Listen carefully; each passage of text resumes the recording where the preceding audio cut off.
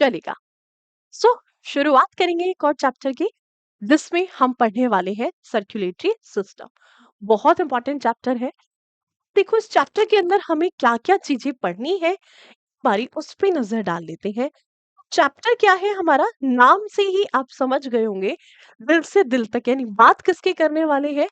तो यहाँ पर हम आगाज करने वाले हैं आपके चैप्टर की, दैट इज सर्कुलेटरी सिस्टम। हम पढ़ने वाले हैं सर्कुलेटरी सिस्टम, यानी कि रक्त संचार तंत्र। एक चीज देखिएगा, जो आपका रक्त संचार तंत्र है, इस चैप्टर के अंतर्गत हम क्या पढ़ने वाले हैं, ये बहुत ज्यादा इंपॉर्टेंट है। ठीक है, तो हम क्या पढ़ेंगे इसके अंतर्गत, एक बारी उस पे नजर डाल लेते हैं। आज से हम शुरुआत करने जा रहे हैं चैप्टर की, and the first chapter that is circulatory system. इस चैप्टर के अंदर क्या पढ़ना है, सर्कुलेटरी सिस्टम हमने कहा है रक्त संचार तंत्र। देखो नाम में ही लिखा हुआ है, चैप्टर आप देखोगे ना, देखते ही आपको नाम में ही दिखाई दे जाएगा रक्त। यानी कि इस चैप्टर के अंदर सबसे पहले हमें किसके बारे में पढ़ना है, ब्लड के बारे में। बेसिकली इस चैप्टर को 3 पार्ट्स में डिवाइड कर लेंगे। सबसे पहला है हमारा ब्लड, जिसको हम रक्त या फिर शुद्ध हिंदी में इसी ब्लड को रुधिर भी कहा जाता है। शुद्ध हिंदी में इसी ब्लड को हम रुधिर के नाम से भी जानते हैं। ब्लड के साथ साथ देखो, ब्लड का हमें रक्त का संचार कराना है। रक्त का संचार कौन कराता है, रक्त का संचार कराने के लिए हमारे शरीर के अंतर्गत एक ऑर्गन पाया जाता है, जिसको हम हार्ट के नाम से जानते हैं, जिसको हम किसका नाम देते हैं, जिसको हम नाम देते हैं हृदय का। बेसिकली इस चैप्टर के अंदर हम 2 पार्ट्स में पढ़ेंगे। One will be the blood, एक रक्त होगा और दूसरा होगा हृदय। अब इसी रक्त और हृदय को एक दूसरे से जोड़ने का कार्य कौन करता है, तो इनको एक दूसरे से जोड़ने के लिए हमारे शरीर के अंतर्गत कुछ पाइप नुमा संरचनाएं पाई जाती हैं। और ये जो पाइप नुमा संरचनाएं होती हैं, इन संरचनाओं को हम किस नाम से जानते हैं, तो इन्हीं संरचनाओं को हम जानते हैं कैपिलरीज के नाम से। किस नाम से जानी जाती है, तो इनको हम जानते हैं ब्लड वेसल्स के नाम से। पाइप नुमा संरचनाएं हैं जिनको हम ब्लड वेसल्स का नाम देते हैं, या फिर जिनको हम किस नाम से जानते हैं, जिनको हम रक्त वाहिकाएं कहते हैं। तो बेसिकली इस चैप्टर को हम 3 पार्ट्स में डिवाइड कर लेंगे।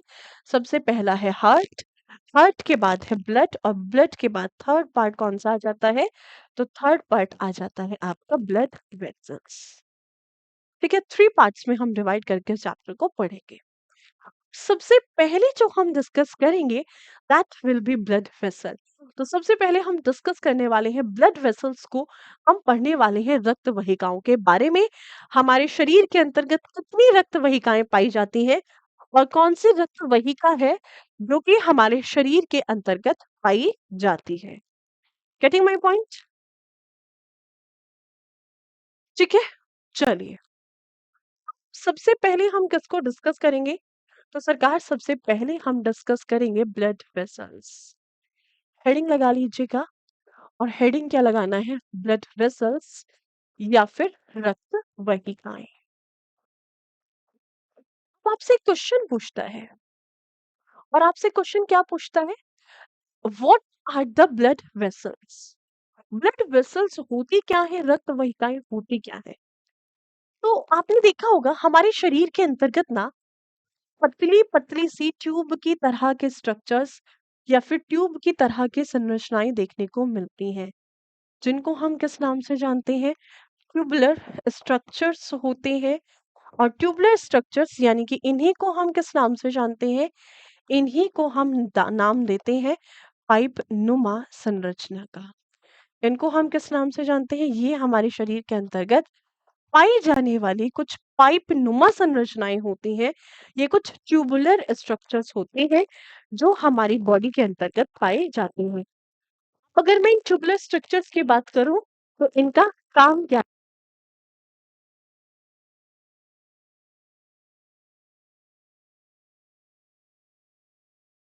ठीक है, बता सकते हो आप इनका काम क्या है। तो जो रक्त वाहिकाएं होती हैं, इनका हमारे शरीर के अंतर्गत कार्य क्या होता है? इनका हमारे शरीर के अंतर्गत कार्य होता है सिंपली ब्लड का सर्कुलेशन का। ये रक्त का संचार हमारे शरीर के अंतर्गत कराते हैं। अब कैसे करा रक्त का संचार कैसे कराते हैं और कैसे कराने के साथ-साथ कितने प्रकार की पाई जाती है?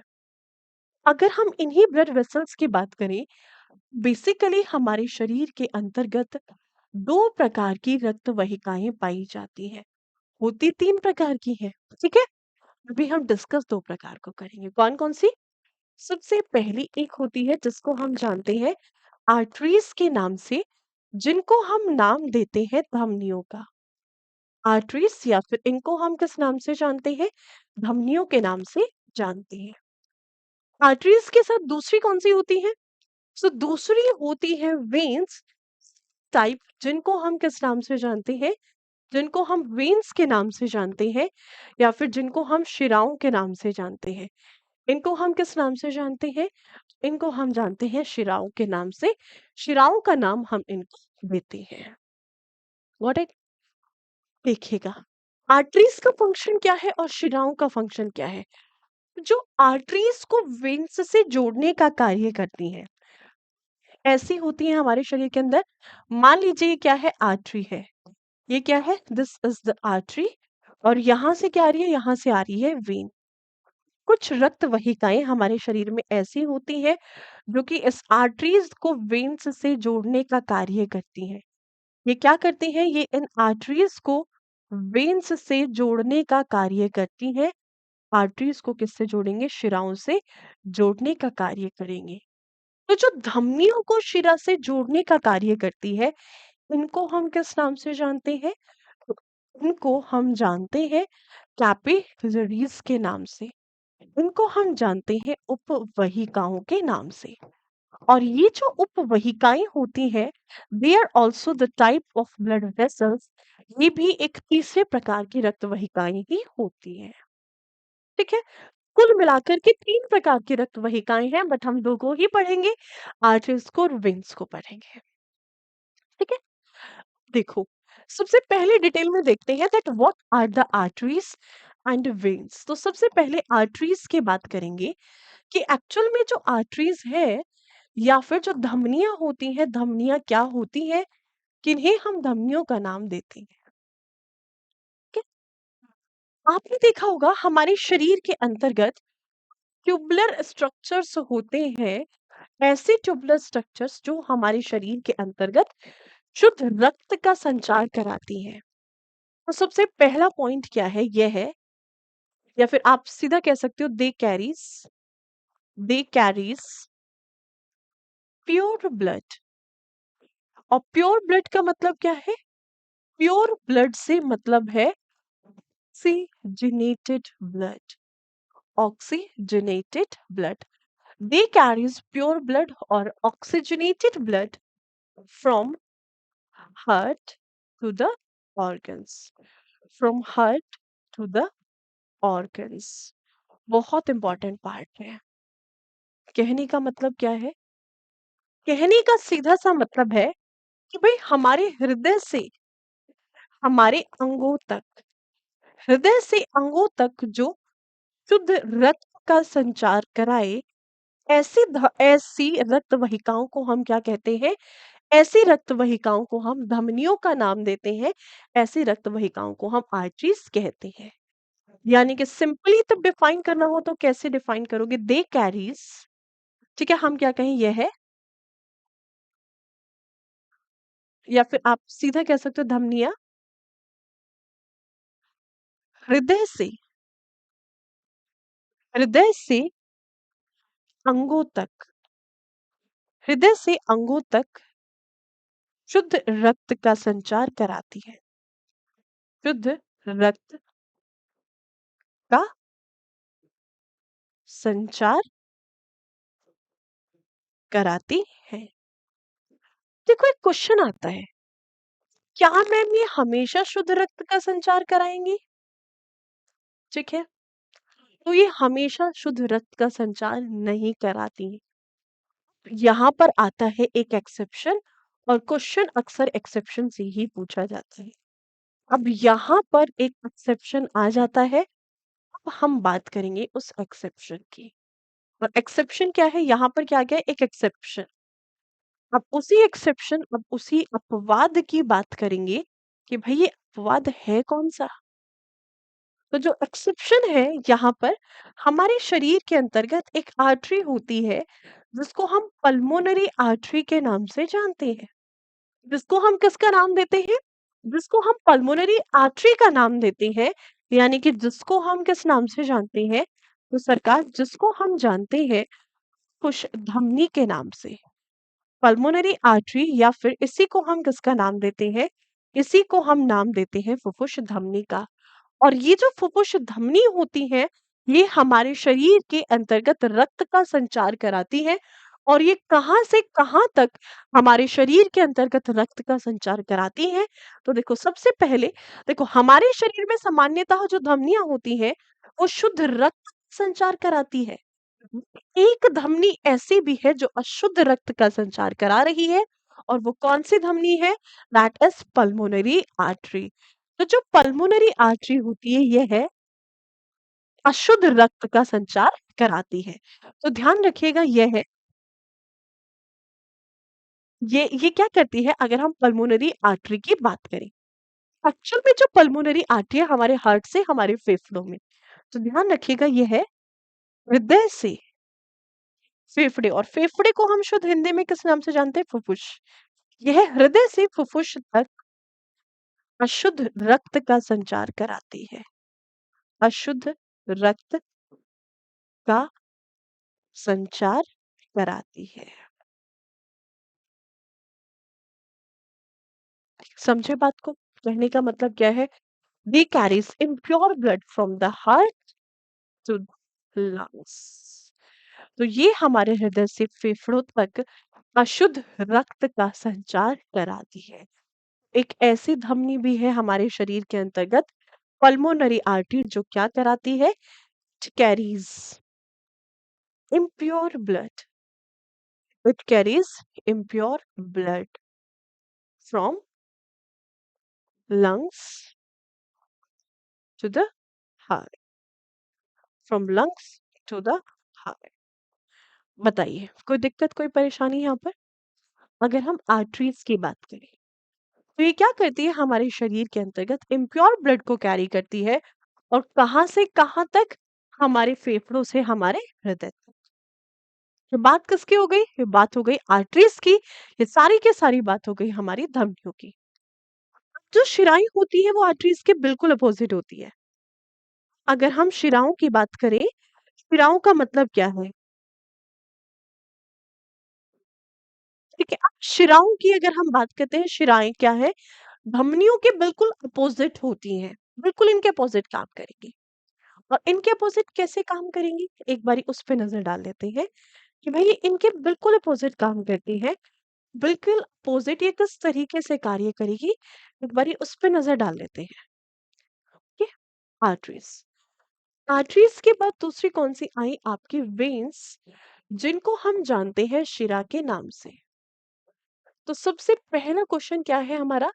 सबसे पहला क्वेश्चन है कि ये क्या करती है? दे कैरीज इम्प्योर ब्लड। ये अशुद्ध रक्त का संचार कराती है। तो सिंपली आप कह सकते हो they carries impure blood. Impure blood. और कहां से कहां तक? From organs to the heart. From organs to the heart. From organs to the heart. कहां से कहां तक? अंगों से हृदय तक। ठीक है, कहने का मतलब क्या है? अंगों से हृदय तक। हमारे शरीर में पाए जाने वाले जितने भी अंग होते हैं, इन अंगों से हमारे हृदय तक अशुद्ध रक्त का संचार ये कराती है। ठीक है, तो आप सीधा कह सकते हो, अंगों से हृदय तक, अंगों से हृदय तक अशुद्ध रक्त का संचार। अशुद्ध रक्त का संचार।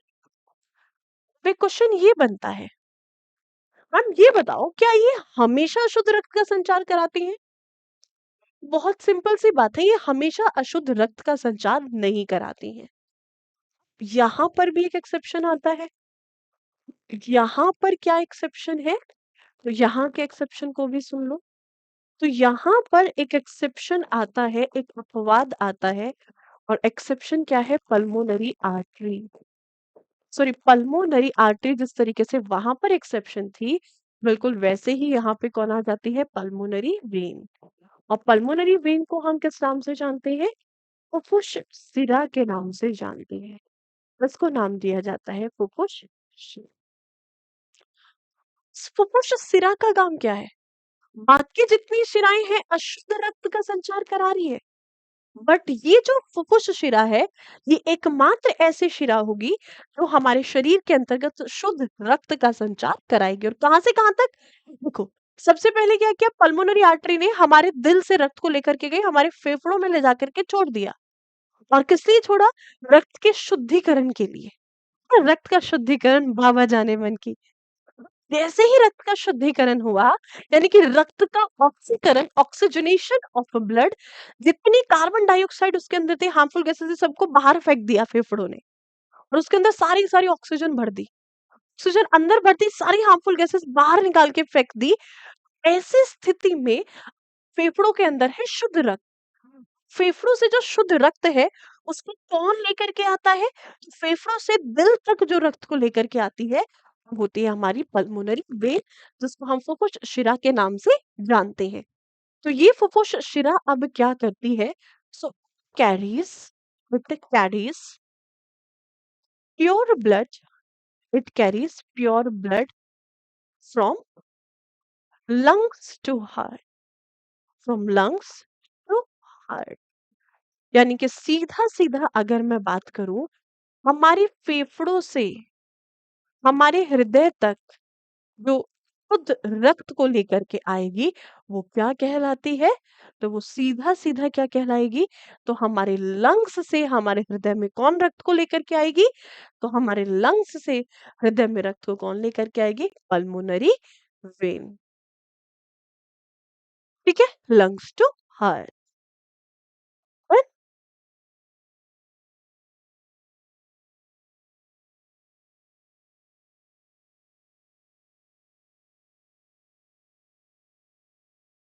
ओके, ये सॉरी सॉरी सॉरी, इसको करेक्ट कर देते हैं भाई, from heart to lungs, from heart to lungs. Sorry sorry sorry, by mistake. ठीक है दीदी, आई गॉट इट। ये बाय मिस्टेक हो गया, ध्यान नहीं दिया मैंने इस पे। Sorry sorry sorry sorry sorry. चलिए ठीक है, इसको करेक्ट कर लीजिएगा। अब आओ, हम कहाँ पर थे? Carries pure blood from lungs to heart. यानी कि कहने का मतलब क्या है? कि यह फेफड़ों से हृदय, यह फुफ्फुस से हृदय, फुफ्फुस से हृदय तक, फुफ्फुस से हृदय तक शुद्ध रक्त का संचार, शुद्ध रक्त का संचार कराती है। बताइए, समझे इस बात को कि नहीं? दोनों एक दूसरे के अपोजिट काम करे। यहाँ पे हार्ट टू लंग्स था, और यहाँ पर लंग्स टू हार्ट। आर्टरीज और वेन्स दोनों बिल्कुल एक दूसरे के कॉन्ट्रोडिक्टरी हैं, बिल्कुल एक दूसरे के अपोजिट काम कर रही है। देखो, नॉर्मल आर्टरीज तब शुद्ध रक्त का संचार कराती है, तो जो शिराएं होती है वो शुद्ध रक्त का संचार कराती है। जहां पर पल्मोनरी आर्टरी शुद्ध रक्त का संचार कराती है, और कहां से? हमारे हृदय से फेफड़ों तक। वही जो पल्मोनरी वेन होती है, फुफ्फुस शिरा होती है, बिल्कुल इसके अपोजिट शुद्ध रक्त का संचार, और कहां से? हमारे फेफड़ों से हृदय तक। समझे बात को? चलिए, ये तो है इनके बीच का बिल्कुल बेसिक डिफरेंस। आते हैं इनके बीच के दूसरे डिफरेंस पर। इनके बीच में दूसरा डिफरेंस क्या है? अगर हम आर्टरीज की या फिर अगर हम वेन्स की बात करें, आर्टरीज यानी कि धमनियां, और धमनियों के साथ साथ दूसरी कौन सी है? हमारी आर्टरीज है, धमनियां है, और धमनियों के साथ साथ दूसरी कौन सी है? दूसरी है वेन्स, यानी कि जिनको हम किस नाम से जानते हैं? जिनको हम जानते हैं शिरा के नाम से। आर्टरीज यानी कि धमनियां, और वेन्स जिनको हम किस नाम से जानते हैं, जिनको हम जानते हैं शिरा के नाम से।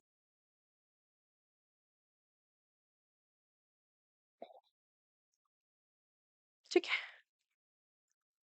वेन्स, या फिर इसी को हम किसका नाम देते हैं, इसी को हम नाम देते हैं शिरा का। Got it. चलिए, आइए फटाफट,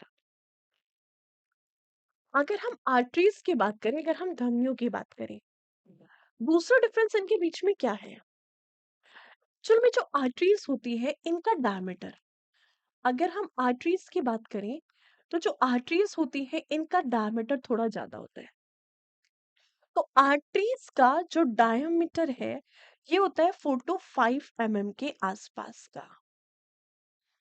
और वही अगर हम वेन्स की बात करें, अगर हम शिराओं की बात करते हैं, तो जो शिराएं होती हैं इनका डायमीटर आर्टरीज के डायमीटर से कम होता है, जो कि कितना, लगभग 2.5 से 3 के आसपास का होता है। 2.5 to 3 के आसपास का होता है। हाँ जी मनोज, बिल्कुल मिलेंगे। Got it. देखो, और तीसरी ब्लड वेसल हमने कौन सी पढ़ी थी, जो तीसरी रक्त वाहिका थी वो पढ़ी थी हमने कैपिलरीज।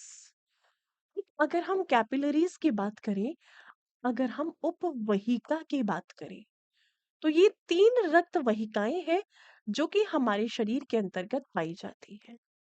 ठीक है। अब तीसरी कौन सी है, तीसरी का साइज, आपका डायमीटर जो है वो वेन्स से भी छोटा है। 0.5 to 1 to 1.5 micron, sorry, 1 to 5 के बीच का। इनका डायमीटर जो होता है अक्सर 1 के आसपास का इनका डायमीटर होता है, किसी में छोटा हो जाता है, किसी में बढ़ जाता है। आपसे इनके साइज के आधार पर, इनके आकार के आधार पर आपसे एक क्वेश्चन पूछ लिया जाता है।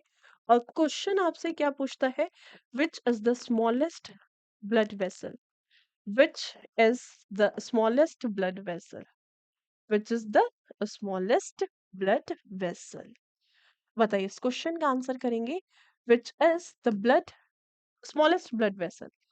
सबसे छोटी रक्त वाहिका आपको बतानी है कौन सी होती है, सबसे छोटी रक्त वाहिका। बताइए, आंसर क्या होगा सबसे छोटी रक्त वाहिका का, सबसे छोटी रक्त वाहिका, सबसे छोटी रक्त वाहिका। तो कौन सी रक्त वाहिका है जो सबसे छोटी है, जल्दी से कमेंट सेक्शन में बता दीजिए। तीनों ब्लड वेसल्स का साइज आपके सामने है, तो सबसे छोटी कौन सी है। तो आंसर क्या होगा यहाँ पर, आंसर होगा वेन। यानी कि अगर हम बात करते हैं शिरा, देखो, या तो आपको ऑप्शन में अगर आर्टरीज और वेन्स में पूछे तो सबसे छोटी वेन्स है, ठीक है। और अगर तीनों में कंपेयर करेगा तो सबसे छोटी कौन सी है, तो सबसे छोटी होती है आपकी कैपिलरीज। तो ऑप्शन पर डिपेंड करेगा, आपको आंसर में कैपिलरीज भी मिल सकती है, तो वहिकाएं भी मिल सकती है, या फिर कई बार ऐसा करता है, आपका कंपैरिजन सिर्फ किसके बीच में होता है, आर्टरीज और वेन्स के बीच में होता है। तो सबसे छोटी, सबसे बड़ी आर्टरी, आर्टरी से छोटी वेन, और वेन से छोटी कौन है, कैपिलरीज। क्वेश्चन के सिचुएशन पर डिपेंड करेगा किस तरीके से क्वेश्चन आपका पूछा जा रहा है। ठीक है। अब देखो, यहाँ पर अगर एक छोटा सा क्वेश्चन है, आपसे मैं क्वेश्चन पूछूं, हम क्या करते हैं, हमारी बॉडी में इंजेक्शन दिया जाता है। जब हमारी बॉडी में इंजेक्शन दिया जाता है, तो आपको पता है इंजेक्शन किस पार्ट में लगाया जाता है। अगर हम अपनी बॉडी की बात करें, तो जिस समय पर हमारे बॉडी में इंजेक्शन लगाया जाता है, तो ये जो इंजेक्शन होता है ये हमारे शरीर के किस पार्ट में लगाया जाता है, किस अंग में लगाया जाता है, इंजेक्शन की अगर हम बात करें, बता दो। तो कौन सा पार्ट होता है जिसमें हमारे शरीर में इंजेक्शन लगाया जाता है, तो कौन सा पार्ट है, बताएंगे आप कि वो कौन सा पार्ट है जिससे हमारे शरीर के अंतर्गत इंजेक्शन लगाया जाता है, सुई लगाई जाती है।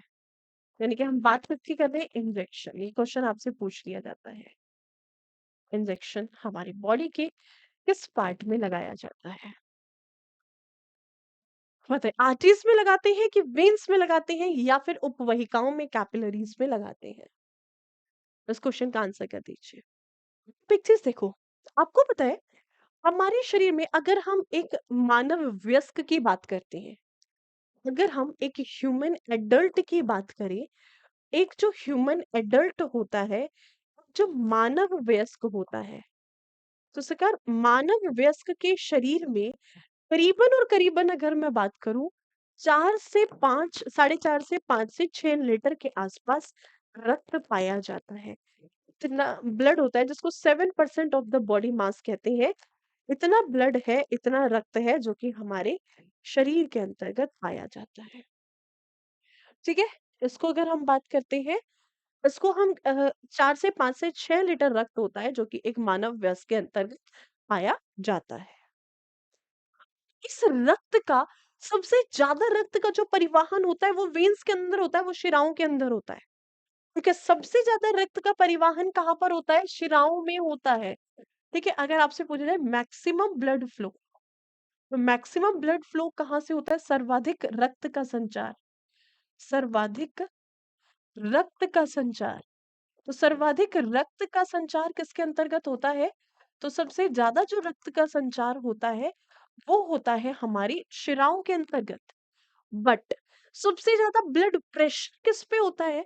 तो सबसे ज्यादा जो ब्लड प्रेशर होता है, सबसे ज्यादा ब्लड प्रेशर की अगर हम बात करें, सबसे ज्यादा जो रक्त दाब है, ये रक्त दाब किस पर होता है?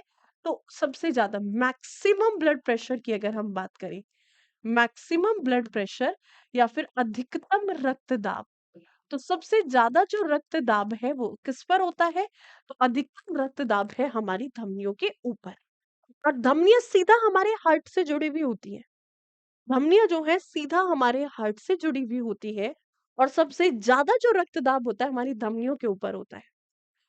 अगर सबसे ज्यादा रक्तदाब हमारी धमनियों के ऊपर है किसी भी कारण से, और ये हमारे हृदय से सीधा जुड़ी हुई होती है, तो अगर किसी भी कारण से हमारी धमनियों की दीवारें ना फट जाएं, तो इसलिए जो धमनियां होती है, इनकी जो दीवारें होती हैं वो मोटी होती है। So arteries are having the thick wall. इनकी वॉल कैसी है? They are having the thick wall. इनकी जो दीवारें होती हैं वो हमेशा कैसी होती है? मोटी होती है। दीवारें मोटी होती हैं। दीवारें जो है मोटी होती है, इस चीज को ध्यान से सुनिएगा। इनकी जो दीवारें हैं कैसी होती हैं? इनकी जो दीवारें हैं हमेशा मोटी होती हैं। Got it? और जो वेन्स होती है they are having the thick wall. Veins की जो शिराओं की दीवारें हैं they are having the thin wall. इनकी दीवारें कैसी होती हैं? पतली होती हैं। पतली दीवार। इनकी दीवारें जो है पतली होती हैं। They are having the thin wall. समझे सरकार? तो इंजेक्शन किस में लगाया जाता है? आर्टरीज के ऊपर मैक्सिमम ब्लड प्रेशर है, डायरेक्ट हार्ट से कनेक्टेड होती है। अगर आर्टरीज में इंजेक्शन लगा दिया जाए तो यहाँ से हार्ट अटैक आने के चांसेस बढ़ जाते हैं। ब्लड प्रेशर सबसे ज्यादा है, आर्टरीज के फटने का चांस बढ़ जाता है, धमनी फट सकती है। ऐसी स्थिति में जो इंजेक्शन लगाया जाता है वो हमेशा किसके अंदर लगाया जाता है? वो हमेशा वेन्स के अंतर्गत लगाया जाता है, हमेशा शिरा के अंतर्गत लगाया जाता है। किसी भी चीज को, ठीक है, किसी भी चीज को तब इंजेक्ट हमारी बॉडी में किया जाता है तो वो वेन्स के अंतर्गत किया जाता है। ठीक है, किसमें किया जाता है? तो जो सुई में हमारी बॉडी में वो किसमें लगाई जाती है? वो लगाई जाती है वेन्स के अंदर। समझे सरकार? Got it? यस और नो?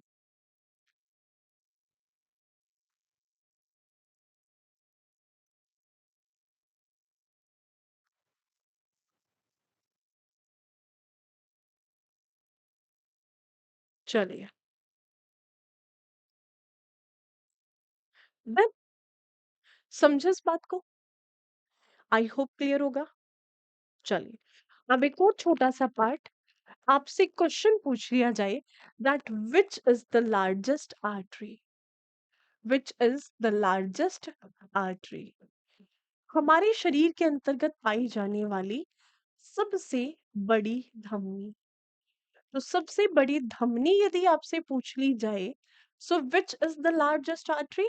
सबसे बड़ी धमनी कौन सी होती है जो हमारे शरीर के अंतर्गत पाई जाती है?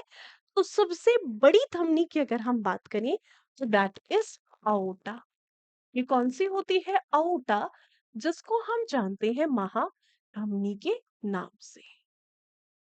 ठीक है, पता है लेफ्ट ये जो aorta होती है, उस aorta को हम एक और नाम से जानते हैं।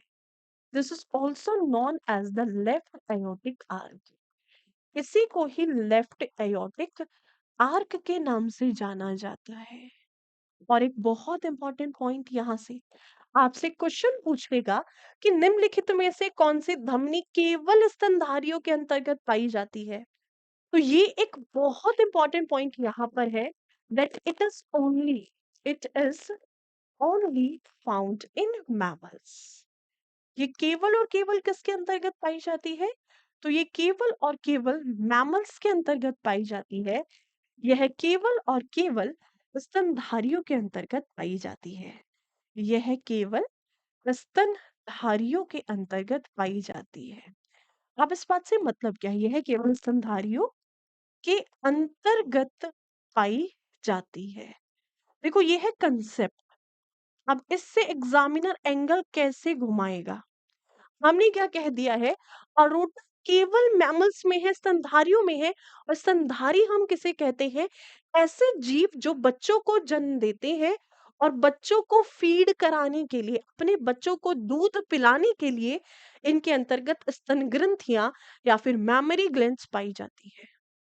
Got it? अपने बच्चों को दूध पिलाने के लिए ऐसा होता है। ओके, बहुत इंपॉर्टेंट पॉइंट यहाँ पर, ये मैमल्स में है, इसका मतलब ये किसमें नहीं है?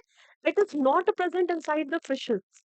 अरोटा आपको मछली में देखने को नहीं मिलेगी। इसका मतलब है अरोटा आपको सांप के अंदर देखने को नहीं मिलेगी। It is not present inside the amphibians. ये मगरमच्छ में नहीं मिलेगी आपको। एम्फीबियंस यानी कि अगर हम बात करते हैं उभयचर में आपको देखने को नहीं मिलेगी। तो जमीन पानी दोनों पर रह लेते हैं। ये आपको किसमें? ये आपको रेप्टाइल्स के अंतर्गत देखने को नहीं मिलेगी। रेप्टाइल्स यानी कि अगर मैं सरीसृप की बात करूं, ये सरीसृप का आपको देखने को नहीं मिलेगी। ये आपको एव्स यानी कि अगर मैं पक्षियों की बात करती हूँ, ये आपको पक्षियों के अंतर्गत देखने को नहीं मिलेगी। तो ये बाकी सारे जितने भी जानवर हैं, इनके अंतर्गत जो अओटा है, इनके अंतर्गत जो महाधमनी है, वो एब्सेंट है। So it is basically absent. ये कैसी है? तो ये इनके अंतर्गत एब्सेंट है, ये के अंतर्गत अनुपस्थित है।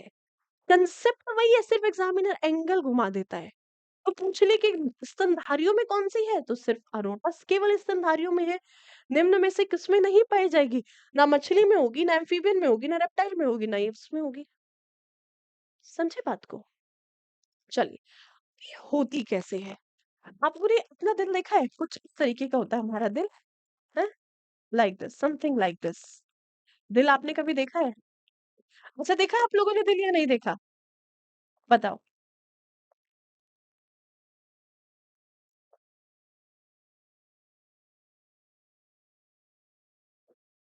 कुछ इस तरीके से हमारा दिल रहता है, थोड़ा सा इधर झुका हुआ, समथिंग लाइक दिस।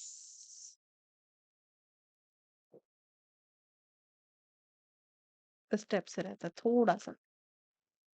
ओके, यहाँ से 4 चैम्बर बनते हैं जिसको आगे पढ़ाएंगे। यहाँ से एक धमनी जुड़ी होती है, पीछे से जाती है दिल के बिल्कुल, ऐसे जुड़ी होती है, दिल के बिल्कुल पीछे से जाती है ये, जिसको हम अओटा कहते हैं, महाधमनी कहते हैं।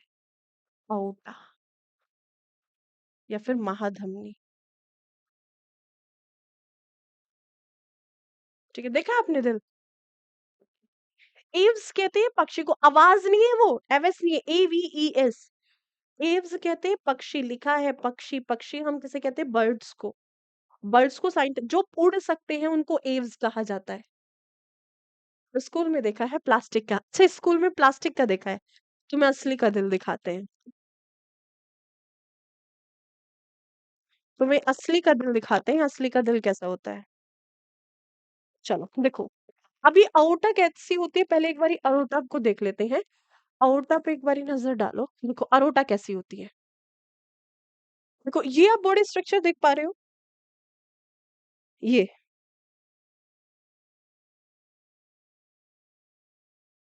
देखो, इसमें देख रहे हो ये हमारा हार्ट है। इस हार्ट से जुड़ी हुई ये वाली जो आपको दिखाई दे रही है, ये यहाँ से जो ये पीछे से आ रही है ना, देखो ये जो घूम रही है पीछे से ये वाली, ये अरोटा कहलाती है। ये दिल में जुड़ी हुई होती है, ये जो पीछे से घूम रही है, इसी को हम किस नाम से जानते हैं, ये वाली, इसको हम अरोटा कहते हैं। ये जो घूम रही है ये वाली अरोटा है, और ये केवल स्तनधारियों के अंतर्गत पाई जाती है। दिस वन इज अओर्टा, ठीक है, दिस वन। ये जो है ये यहाँ से जुड़ी हुई है, देखो ये यहाँ से जुड़ी हुई है, ये इसको हम कहते हैं अओर्टा, महाधमनी, ठीक है। चलिए, तो ये है हमारी महाधमनी, जो केवल किसके अंदर पाई जाती है, जो केवल और केवल पाई जाती है स्तनधारियों के अंतर्गत।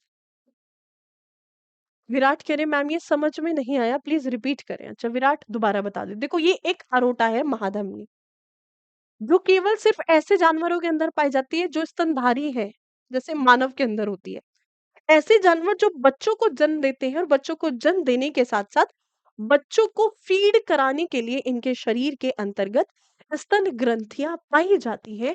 इनके शरीर के अंतर्गत अगर मैं कुल मिलाकर के कहूं तो मैमरी ग्लैंड्स पाई जाती हैं, जो कि बच्चों को जन्म देने के लिए होती है। देखो इस तरीके का होता है human heart. This is the human heart. इसमें थोड़ी सी दिक्कत है। This is the human heart. कितना प्यारा सा है ह्यूमन हार्ट। चलिए, अओर्टा। अब आपसे क्वेश्चन पूछ लेता है, विच इज द लार्जेस्ट वेन, हमारे शरीर की सबसे बड़ी शिरा। विच is the largest when. Largest when का मतलब क्या है, सबसे बड़ी शिरा। तो हमारे शरीर के अंतर्गत पाई जाने वाली जो सबसे बड़ी शिरा होती है, ये कौन सी शिरा होती है। सो सरकार, दैट इज वेना कावा। कौन है वेना कावा, जिसको हम किस नाम से जानते हैं, जिसको बेसिकली हम जानते हैं महाशिरा के नाम से, वेना कावा। या फिर इसको हम किसका नाम देते हैं, इसको हम नाम देते हैं महाशिरा का, वेना कावा। या फिर इसी को हम किस नाम से जानते हैं, इसको हम जानते हैं, ठीक है। अच्छा एक बच्चे नहीं है प्यारा, अच्छा प्यारा नहीं है, बहुत प्यारा है। उसके बिना हम एक दिन नहीं जी पाएंगे, एक दिन छोड़ो एक सेकंड नहीं जी पाएंगे यार। ओके, वेनाकावा महाशिरा। ये महाशिरा देखो कैसी होती है। महाशिरा भी ना दो प्रकार की होती है। अगर मैं महाशिरा की बात करूं, so there are also of the two type। कौन कौन सी दो प्रकार की होती है। एक होती है जिसको हम जानते हैं इन्फीरियर वेना कावा के नाम से। इन्फीरियर वेना कावा, इसको किस नाम से जाना जाता है, इन्फीरियर महाशिरा। और एक होती है superior vena cava. One is the superior vena cava, superior vena cava. अब इसको हम किस नाम से जानते हैं, इसको हम जानते हैं सुपीरियर महाशिरा के नाम से, ठीक है। अब देखो होता क्या है, जो इंफीरियर वेना कावा है ये कैसी पाई जाती है। देखो मान लीजिए दिस इज अवर हार्ट, ये हमारा हृदय है। हमारे हृदय में ना पहले दो शिराएं आती हैं कुछ इस तरीके से, दो शिराएं आती हैं।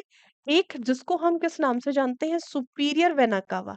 शॉर्ट फॉर्म में लिख रही हूँ, सुपीरियर वेना कावा, एसवीसी का मतलब है सुपीरियर वेना कावा, ठीक है। और एक होती है जिसको हम किस नाम से जानते हैं, inferior vena cava, inferior vena cava, ठीक है। अब ये जो सुपीरियर है क्या करती है, हमारे हृदय से हमारे ब्रेन को कनेक्ट करती है। ये एक सर्किट बनाते हैं हमारे ब्रेन से हमारे हार्ट के बीच में। ये हमारे ब्रेन से ब्लड लेकर के आती है कहाँ पर, ये हमारे ब्रेन से ब्लड को लेकर के आएगी, और ब्रेन से ब्लड को लेकर के आकर के वेना कावा में, सुपीरियर वेना कावा लेकर के आएगी, और ला करके आगे किसमें, वेना कावा में ला करके छोड़ देती है। यहाँ से लेकर के आएगी रक्त को, ला करके छोड़ देगी। दूसरी जो इंफीरियर है ये क्या करती है, हमारी रेस्ट ऑफ द बॉडी से जुड़ी हुई होती है। ये हमारी पूरी बॉडी से ब्लड को लेकर के आएगी और ला करके कहाँ पर, वेना कावा में छोड़ देगी।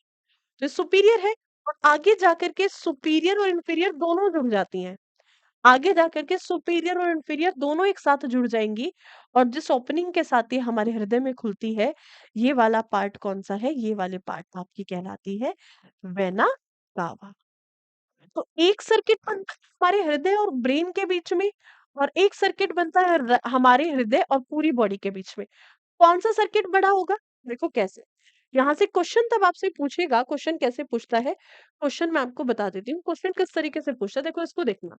इससे आपको बिल्कुल क्लियर समझ आ जाएगा। आप ये डायग्राम देख पा रहे हो, इसमें ये आपको जो ब्लू कलर की घूमती हुई नजर आ रही है ना, ब्लू कलर में, ये देखो, ये जो ब्लू कलर वाली है, ये जो ब्लू कलर की आप देख पा रहे हो ना, ये वेना कावा है। This is the vena cava, ये वेना कावा है।